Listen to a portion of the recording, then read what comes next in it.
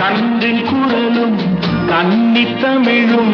சொல்லும் வார்த்தை அம்மா அம்மா கருணை தேடி